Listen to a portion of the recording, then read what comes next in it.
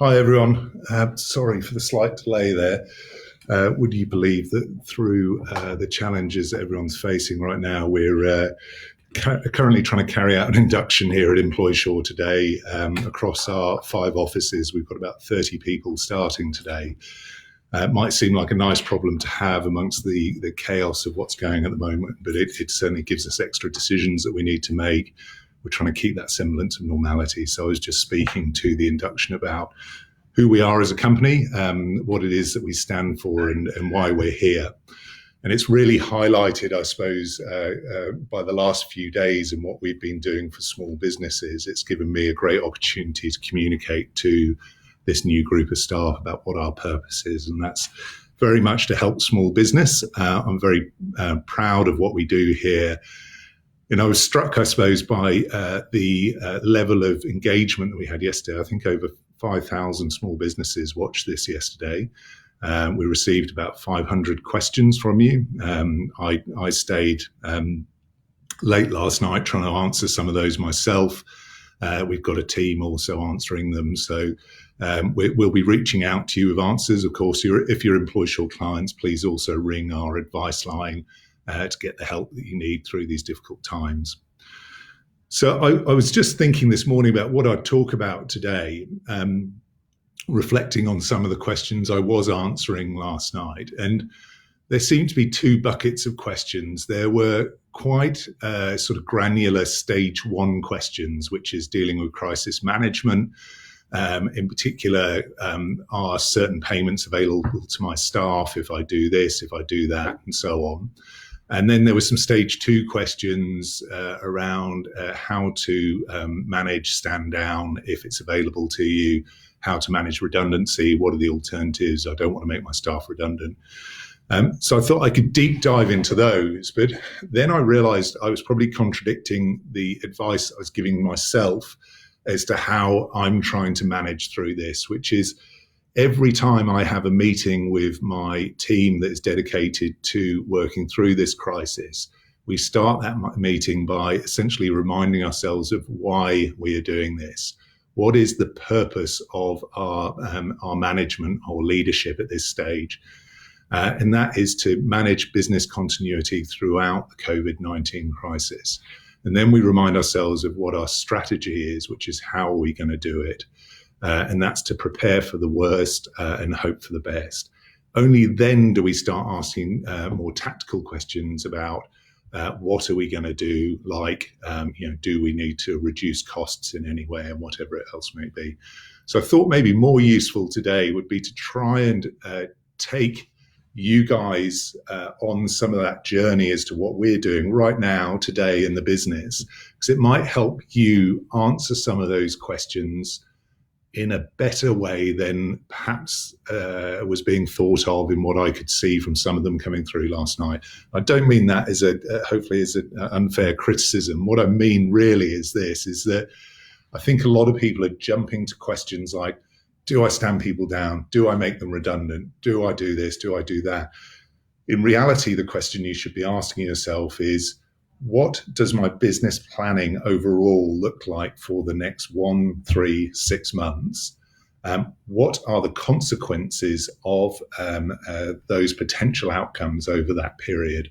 And you start needing to do what you'll all know is being called scenario planning through your budgets. And you'll be already, or would have already been, in some form of budgeting cycle with the new financial year coming up next month in New Zealand, in 3 months in Australia. So you already have been thinking about how your business was going to do over the course of the next year.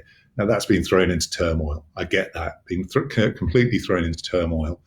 But through that turmoil, your job is to lead through and try to work out how to manage your business. And you do that by planning different scenarios. So I can't speak individually to each of you. I don't know your businesses inside out. I don't know where you derive your revenue. I don't know where you were on the growth curve or whether you were already struggling in terms of your growth and this has caused extra problems. But what I can do is tell you what we're doing here. So for the coming year, we had a budget which was developed before the COVID-19 crisis, and it assumed that we would do X amount of new business underpinned by another amount of existing business, and that we would need a certain amount of costs in order to deliver that, including staff costs. What I've been working with my finance guy on here is a series of scenarios that basically say, okay, what happens if that equals zero sales for a month?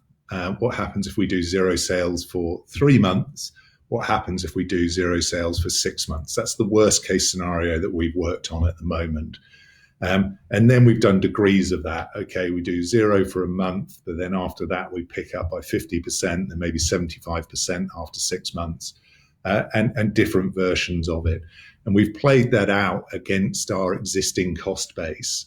Then what we've done is looked at that cost base and said, okay, if we're making that amount of revenue in each of these scenarios, which of our costs can go quickly? Some of those will be projects that we have put on hold, things that we wanted to do that we're just not going to try and do now. They're pretty easy to sort out. You haven't committed to anything. You're not having to step back from anything. Others will be costs or contracts that we have for the business with suppliers that we'll start to look at the terms of. I reinforce what I said yesterday. I'm not in the business of trying to delay those payments or anything like that. But I will look at those costs and see what our contractual obligations are. Can they be scaled back? Can I scale them back and still achieve the more limited business ambitions that we have for the next 1, 3, 6 months? So those are the first steps in the process that I've taken. And you'll notice that so far, I'm really probably giving you a somewhat patronizing lesson in business, which you're all as good as I am at that. So you don't really need my views. I just strengthen the point that I'm only telling you what we're doing. It's not necessarily right. It's just what we're doing.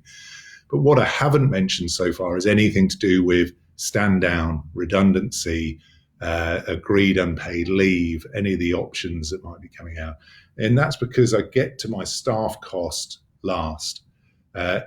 That's a choice I'm making. It doesn't have to be your choice. You might go to your staff cost at an earlier stage than looking at your other costs. But for us, we have a skilled workforce that we've invested a hell of a lot of time in training. We don't want to look at contracting that workforce. We also have the operational problem is that we're actually on a service side busier than ever. We've got people calling up, needing our help. So we received somewhere close to 4,000 phone calls yesterday from our client base, a huge volume of calls that we're desperately trying to keep up with at the moment. So we're having to actually get some temporary labour in to support that and triage phone calls and so on. But let's assume that I get no new business for either 1 month, 3 months or 6 months. If that's the case, I might see various aspects of the business end up with people with less work to do. And those are real business decisions I haven't yet discussed with the business, but I will need to consider as possible options during that time. If that happens, that's when you start considering your options. And as someone said in one of the comments yesterday, redundancy should be a last resort. Absolutely, it's a last resort. It's a last resort for a couple of reasons. One, because of the terrible impact that it has on people in your workforce. These are people I'm very conscious in small business have really dedicated themselves to you, taken a risk for working for your business as they have for mine. And you're loyal to them and you want to look after them. They feel maybe part of your business family. Just on that, a slight tangent. But remember, you've really, as a business owner, you've kind of got to wear 3 different hats at different times. And they're not always the same hat. And the first hat might be your hat as a business owner. Maybe you've got investors, partners in that business. So you might not be alone in being a business owner. So there's a chance your commitments or obligations as a business owner differ from those under your second hat, which is your hat as a family person. You will have commitments and perhaps have a family, but you have financial commitments, even if they're just to yourself, that you also need to look at protecting as well. And then the third hat is your hat as an employer. And that hat is looking after the people that work for you. But you've got to be very, very careful at this time. And please don't take this as me saying that you should jump to wearing hat 1 or 2 at the detriment of your employees. That isn't my personal approach to business.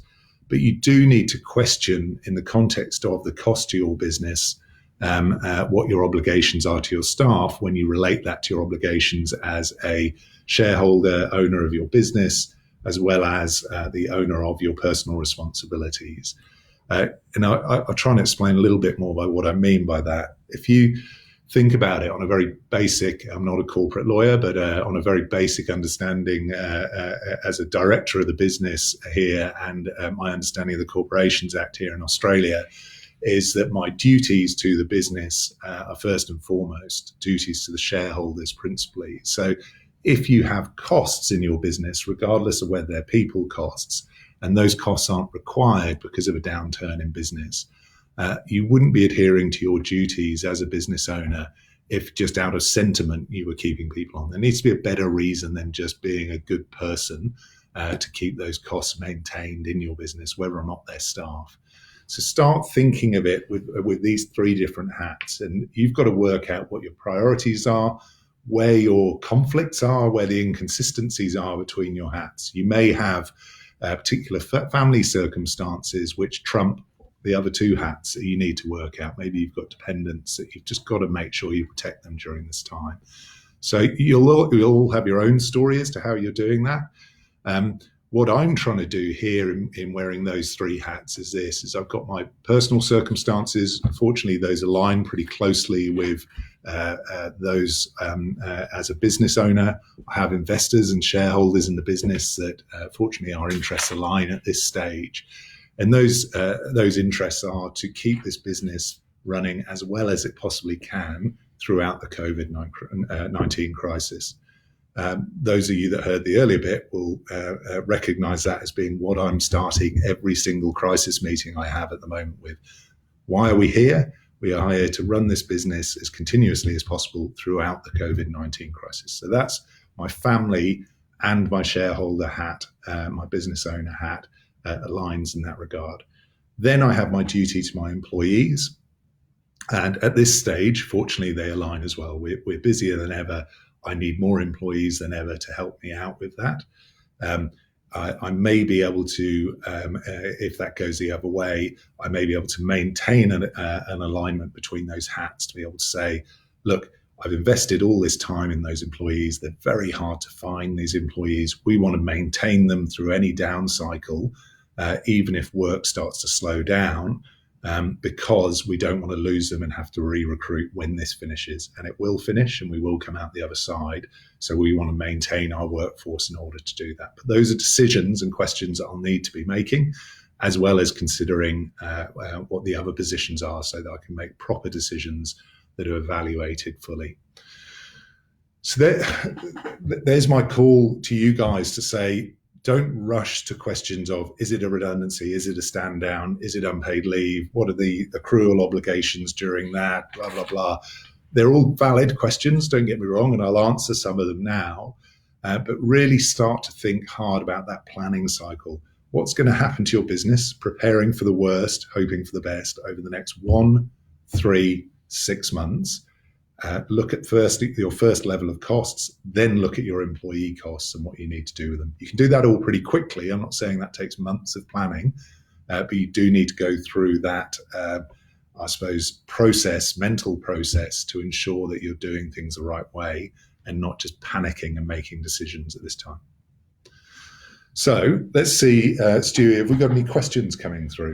Yeah, some quite specific. So let's start with that one. This has been asked a few times, Ed, is there an employ-sure stand-down template?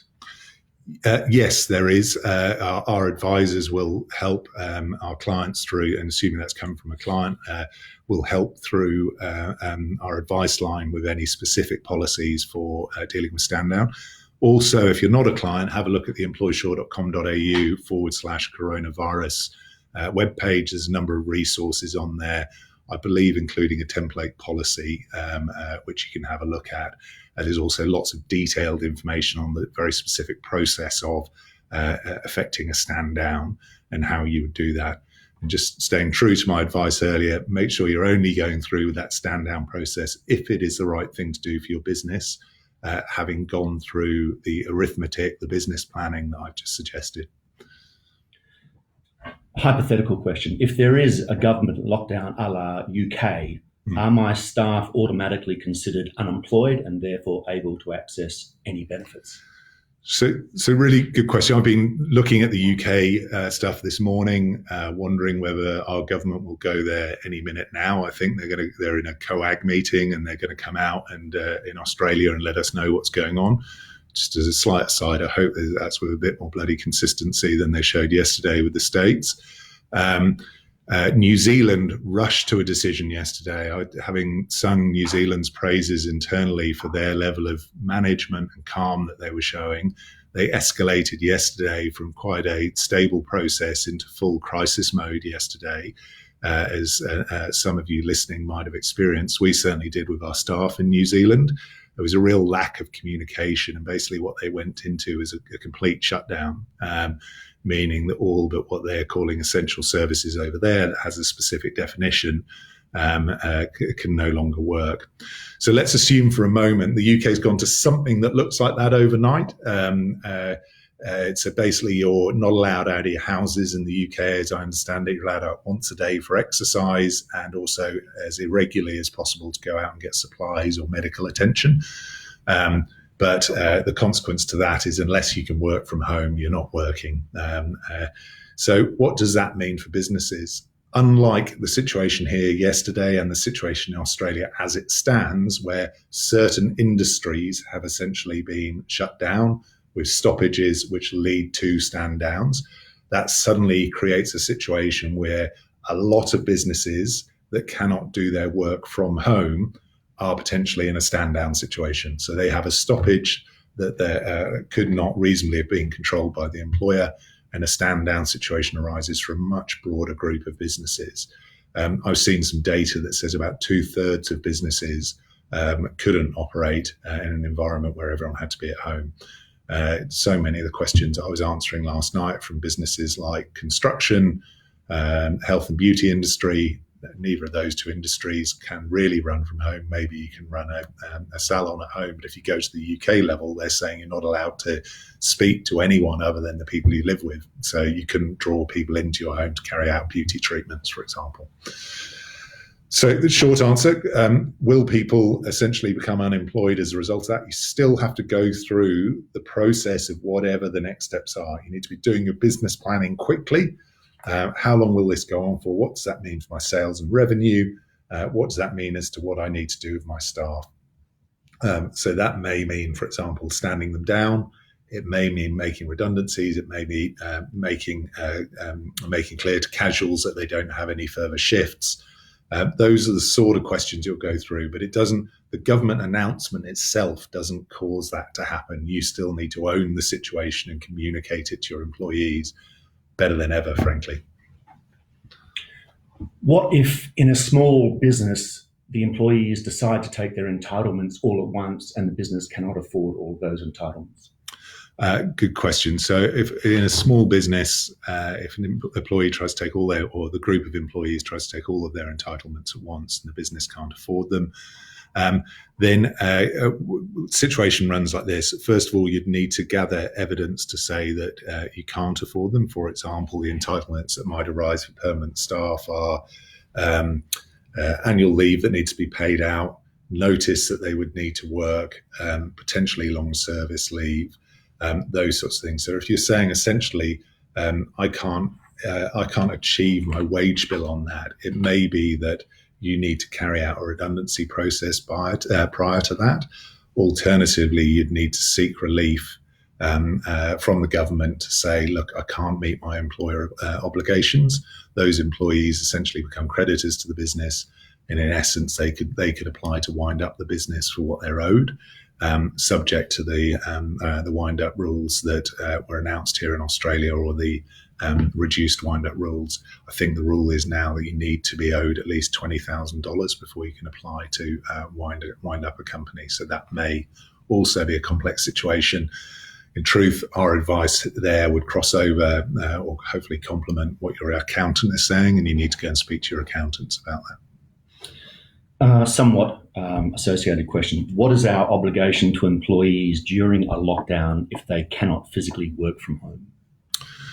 During a lockdown, if they cannot physically work from home, this is quite an interesting one. So essentially what the government has required is that they go home, the consequence of which is that they cannot work. So in essence, you could go down the stand-down procedure. There's been a stoppage of work.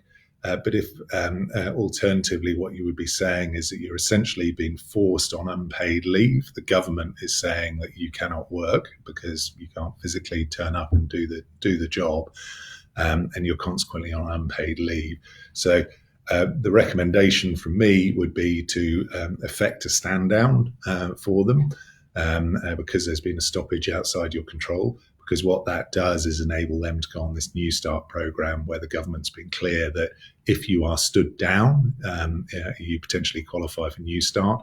Where they haven't been clear is if you are on unpaid leave, they're not clear as to whether you do qualify for New Start at this stage. If an employee refuses my offer of reallocation of work or relocation, what are my options? So essentially what you're doing, so if you've said, for example, an employee, the question was if an employee refuses options of reallocation of work or relocation, what are my options? If those offers are reasonable, if you step back from that context, really what you've been doing is consulting with your employee as to alternatives that are available to them pending an outcome that may include redundancy. So as long as you're communicating well as the fact that, hey, this is the consultation process, I'm asking you if you'll do this in order to avoid this. Same goes, by the way, for talking to employees about things like reduced hours or sharing hours or 4-day weeks or any of the potential alternatives to redundancies. If they refuse, or to put another way, don't agree to those changes, then you start to look at redundancy if that's the cost-saving measure that you need to put into place in your business. Is it legal for two co-workers to travel in the same vehicle to work? Great question. I answered a few of these last night, and it really made me think about it. We've talked this morning as a company about our company policy on this. The presumption is that two workers in a ute car are not more than 1.5 meters away from each other, so they're not carrying out social distancing. So our position on it is that social distancing is not strictly legally enforceable at this stage. So the first question is, can I do this work if I'm still allowed to do this work? So let's think of a landscaping business, for example. I saw a few of these. Can I do this work in another way? Can I send them separately? Can one of them go by public transport? Do they have two cars? Try and do alternatives. If you can't, and the people need to be in the same car or ute together, then our position is that you've done all that is reasonably practicable to affect social distancing. And the fact that they're in the car for a period, you should still do things like the hand washing, attempting to giving them instruction as to how not to spread germs between each other as far as possible. But you've done as much as you can in that situation. We think practically about this. I was walking down the street this morning and people were walking well within 1.5 meters of me, and no one's arresting them for that. So people are trying to be reasonably practicable in this situation. Based around some confusion yesterday around the foreseen length of time for the shutdown of non-essential services which occurred yesterday, there was mention of 6 months and then it was retracted. Do we have any clarity around the potential length? So just to clarify, the question was confusion around non-essential services shutting and for how long. So just to clarify quickly, as it stands in Australia, that non-essential services tag is the wrong one. It was just certain industries that were closed yesterday, the full list of which can be found on the Prime Minister's website, but includes gyms, restaurant and cafes, except for takeaway, pubs, hotels and clubs, except for accommodation, places of worship. I may have missed some there, so please do check those. So it's not a non-essential services lockdown at the moment. That may change today. Keep your eye out for that. It may be changing as I speak. How long will that go on for? There's a lack of communication on that, to be honest. There's no strict ruling on that at the moment. I've read an article in the paper, as some of you will have done today as well, that said it may be in 6 weeks we're back to some semblance of normality. I've read another article in the paper today that Italy seems to have peaked and is now going downhill in terms of the number of new infections, which seems to suggest the good news that a lockdown can work in that way. Have we caught it quickly enough? I can't answer any of those questions, unfortunately. I'm not a medical expert. All I know is that you've got to prepare for the worst. So that for us means 1 month, 3 months, 6 month scenarios where we may do zero new business. That's what we're planning for. It's not what we're experiencing at the moment, but we're planning for the worst and hoping that something better happens. Regarding a lot of gyms taking their training outside, what are the WHS issues around training with groups outside? Great question. I had sort of an amazing day yesterday. I'm a bit of a keen exerciser. I'm not very good at it, by the way, but I do like doing it. It's a very important part of my routine to maintain a clear head here. And I was thinking, how can I carry on exercise? The gym I go to is shut. I started thinking about outdoor exercise. And right now, a number of gyms seem to be pivoting and offering outdoor exercise. They maintain the same health and safety obligations that they would in an inside environment. So if they're taking weights and mats and other things out to outside environments, be very careful of that. Be conscious of any new risks in that environment. So keep your wits about you as a small business owner doing that. Make sure you maintain the safety of your clients, but also your staff. Be aware. I spoke to the gym owner of the gym I go to, and he wasn't going to pivot to outside because he's frustrated with the communication and is just worried it's going to change again in the next 24 hours and didn't want to spend a lot of time on it. I don't want to be a doomsdayer. I hope that those businesses that have pivoted can carry on doing that, but be conscious of any changes in that as well. We might have touched on this yesterday, but it's worth revisiting, I think. A direct question. If an employee cannot be at work because of school closures or impending school closures, what are the options for my payment to them? If an employee cannot be at work because of school closures, what are my options paying to them?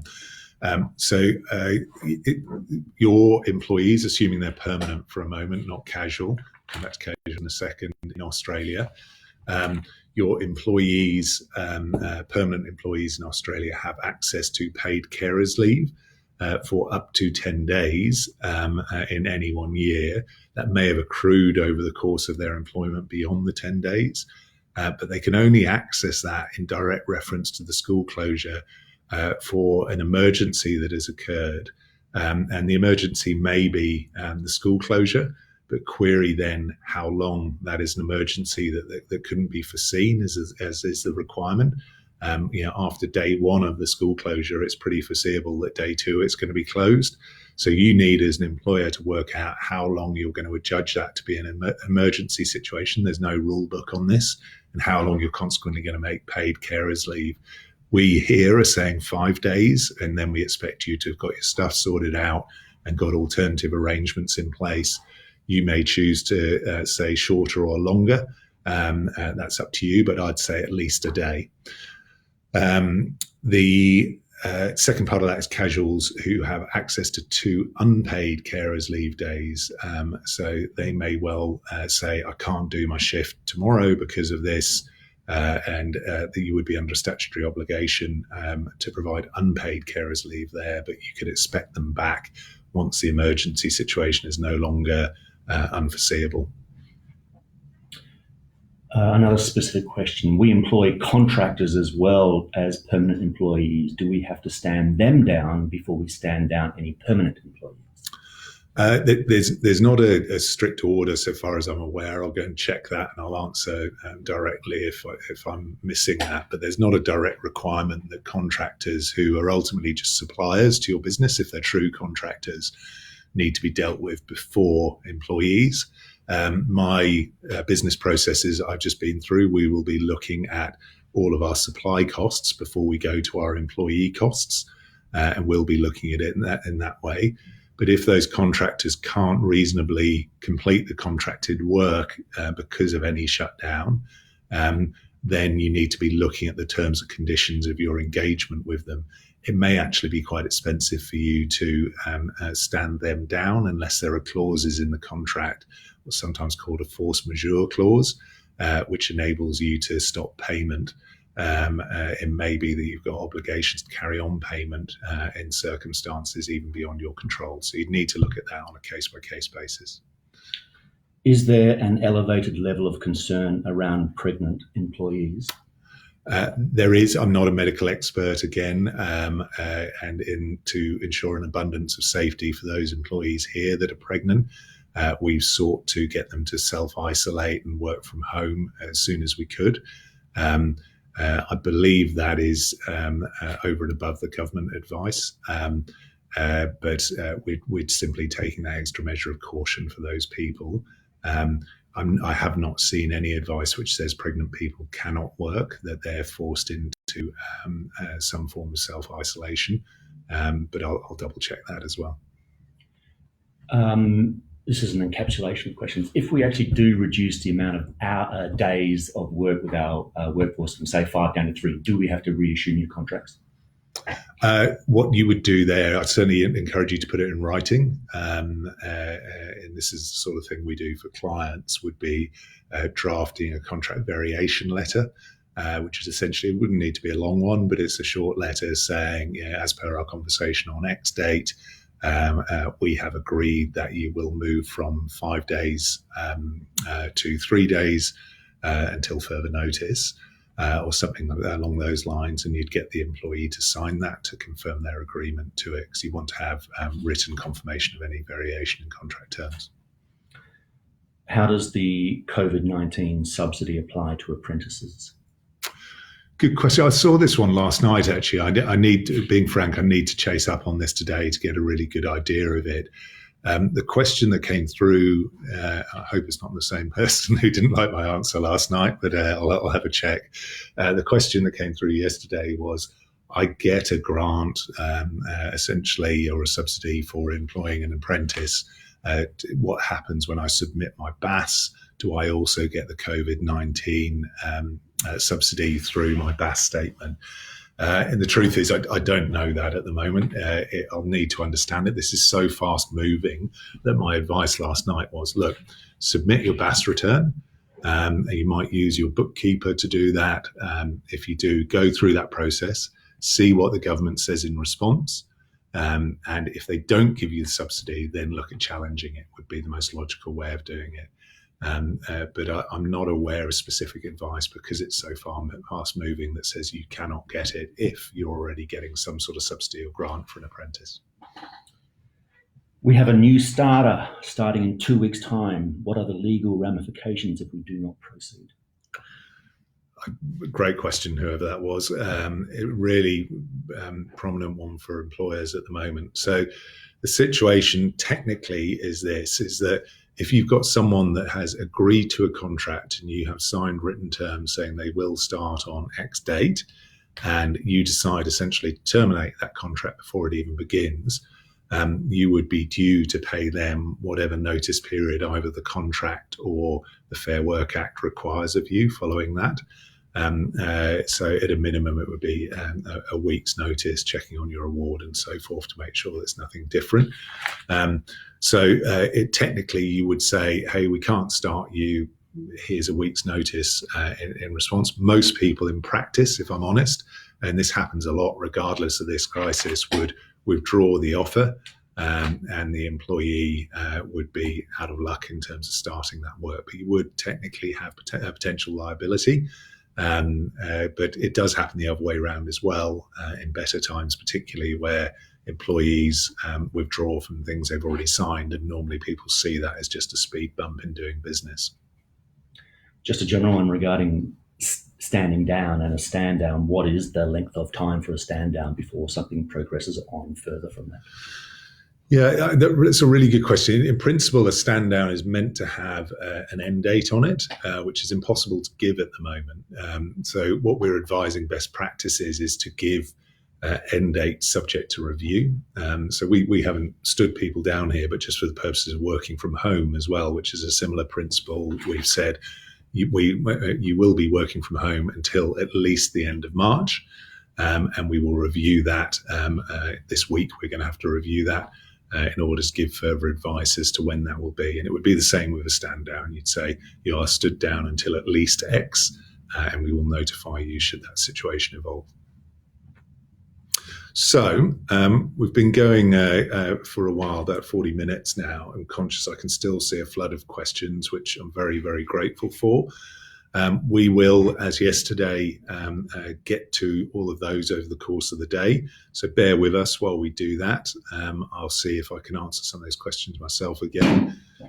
Thank you very much for your continued interest here, guys. If there's anything that you want to hear more broadly about as to what we're doing here, how I'm managing the business, how I'm communicating with staff, not just the technical stage one questions around what specifically to do for certain instances, then let me know, and I'll try and focus on those things tomorrow. But I will see you, I hope, tomorrow. I can see some familiar faces or names cropping up here that I was speaking to last night online. I look forward to seeing you all again tomorrow. Just a reminder, resource there on employsure.com.au/coronavirus. Welcome any requests or for any extra information you'd like to see on there as well. Thanks very much for your time, guys. Appreciate it.